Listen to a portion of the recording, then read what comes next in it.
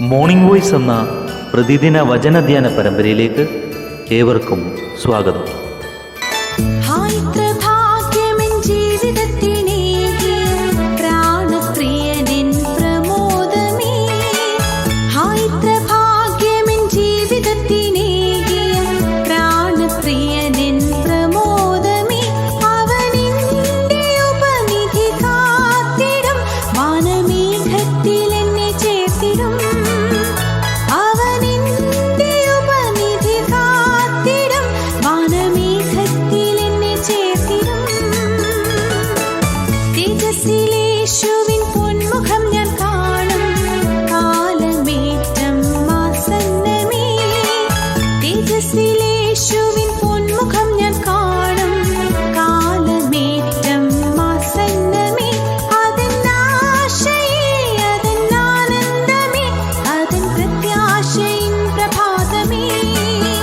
ഇന്ന് നമ്മോട് ധ്യാനചിന്ത പങ്കുവയ്ക്കുന്നത് സുവിശേഷകൻ MG രാജൻ, ആസാം.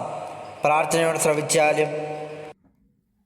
ദൈവതിരുനാമം മഹത്വപ്പെടുവാനായിട്ടിടയാകട്ടെ. ഈ പ്രഭാതത്തിൽ മോർണിംഗ് വോയ്സ് ശ്രദ്ധിക്കുന്ന എല്ലാവർക്കും യേശു ക്രിസ്തുവിൻ്റെ നാമത്തിലുള്ള സ്നേഹവന്ദനങ്ങളെ അറിയിക്കുകയാണ്. ഇന്നത്തെ രാവിലത്തെ ചിന്തയ്ക്കായിട്ട് ലൂക്കോസ് എഴുതിയ സുവിശേഷം അതിൻ്റെ 7-ാം അധ്യായം 47-ാമത്തെ വാക്യത്തിൻ്റെ ഒടുവിലത്തെ ഭാഗം. അവിടെ ഇങ്ങനെ രേഖപ്പെടുത്തിയിരിക്കുന്നു: അവൾ വളരെ സ്നേഹിച്ചുവല്ലോ. ഇതിൻ്റെ പശ്ചാത്തലം നമുക്ക് വളരെ പരിചിതമാണ്. പരീശന്മാരിൽ ശീമോൻ എന്ന് പറയുന്ന വ്യക്തി കർത്താവായ യേശു ക്രിസ്തുവിനെ തൻ്റെ ഭവനത്തിൽ ഭക്ഷണത്തിന് ക്ഷണിക്കുകയും യേശുവും ശിഷ്യന്മാരും അവിടെ ഭക്ഷണത്തിന് വരികയും ചെയ്തു.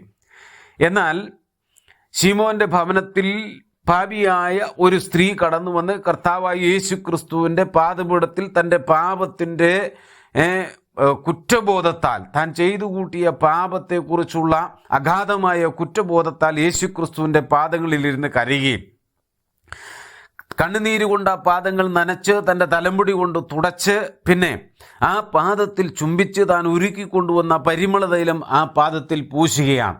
അപ്പോൾ ശീമോൻ തൻ്റെ ഉള്ളത്തിൽ പറയുന്നു, ഇവൾ എങ്ങനെയുള്ളവൾ, ഇവൾ മഹാപാപിയല്ലോ. ഇത് ഇവൻ അറിഞ്ഞിരുന്നുവെങ്കിൽ അതെ, കർത്താവിനെല്ലാം അറിയാം.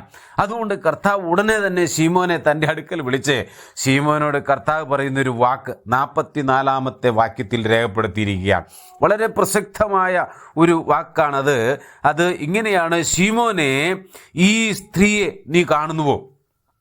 എന്താ ആ പറച്ചിലിൻ്റെ ഉദ്ദേശം?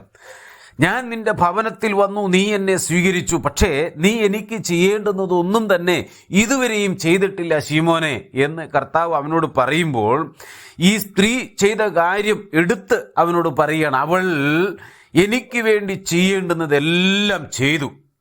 എന്നിട്ട് ഒടുവിൽ പറയുകയാണ്, അവൾ എന്നെ വളരെ സ്നേഹിച്ചുവല്ലോ. ഇന്ന് രാവിലെ എന്നെ ശ്രദ്ധിക്കുന്ന പ്രിയമാന്യ ശ്രോതാവേ, കർത്താവായ യേശു ക്രിസ്തുവിനെ ശീമോൻ തൻ്റെ ഭവനത്തിലേക്കാണ് ക്ഷണിച്ചതെങ്കിൽ നാം ഓരോരുത്തരും കർത്താവിനെ കേവലം ഭവനത്തിലേക്കല്ല, പിന്നെയോ നമ്മുടെ ഹൃദയത്തിലേക്കാണ് സ്വീകരിച്ചത്. അവനെ രക്ഷിതാവും കർത്താവുമായി നമ്മുടെ ഹൃദയത്തിൽ എല്ലാമായി സ്വീകരിച്ച് നാം അവനെ അംഗീകരിച്ച് അവനെ അനുഗമിക്കുന്ന വിശ്വാസക്കൂട്ടങ്ങളാണ്. എന്നാൽ ഒരു കാര്യം ശീമോനോട് കർത്താവ് പറഞ്ഞതുപോലെ ഇന്ന് രാവിലെ നമ്മോടും പറയാനായിട്ട് ആഗ്രഹിക്കുന്നു. എന്താണ്? നിന്റെ ഹൃദയത്തിലേക്ക് എന്നെ വിളിച്ചെങ്കിലും ചെയ്യേണ്ടുന്ന കാര്യങ്ങൾ ചെയ്യേണ്ടുന്ന വിധത്തിൽ നീ ചെയ്യുന്നുണ്ടോ? ഇല്ലെങ്കിൽ എൻ്റെ പ്രിയ മകനെ, പ്രിയ മകളെ, നീ ഈ സ്ത്രീയെ കണ്ടുപിടിപ്പിൻ.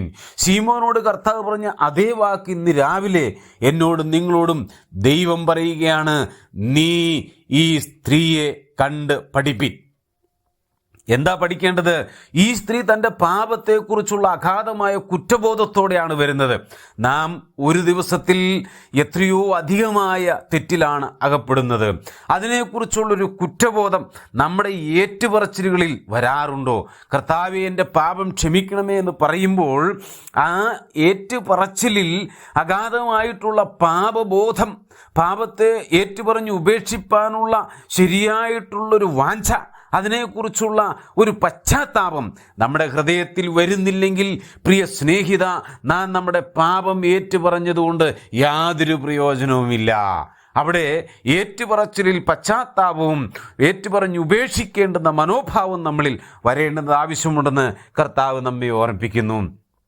ആരാധനയുടെ മഹത്വം നാം അറിയാത്തവരല്ല, ആരാധന എങ്ങനെയെന്ന് നാം അറിയാത്തവരല്ല, ഇത് ദൈവത്തെ നാം ആരാധിക്കുന്നവരാണ്. പിന്നെയോ എന്നാൽ നമ്മുടെ ആരാധന സ്വീകരിക്കേണ്ടതിനായിട്ട് എൻ്റെയും താങ്കളുടെയും അടുക്കിലേക്ക് സ്വർഗത്തിൽ നിന്ന് ദൈവം ഇറങ്ങി വരികയാണ്.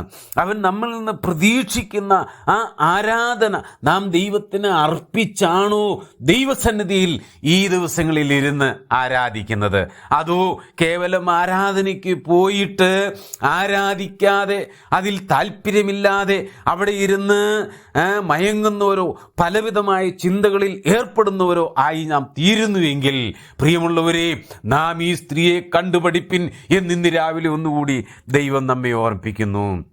നമ്മുടെ പ്രാർത്ഥനകൾ നാം ദൈവസന്നിധിയിൽ നിരന്തരം അർപ്പിക്കുന്നവരാണ്. അനവധിയായിരിക്കുന്ന ശുശ്രൂഷകൾ ദിനംപ്രതി ചെയ്യുന്നവരാണ്. പലവിധമായിരിക്കുന്ന പ്രോഗ്രാമുകളും മീറ്റിങ്ങുകളും ക്രമീകരിക്കുന്നവരാണ്.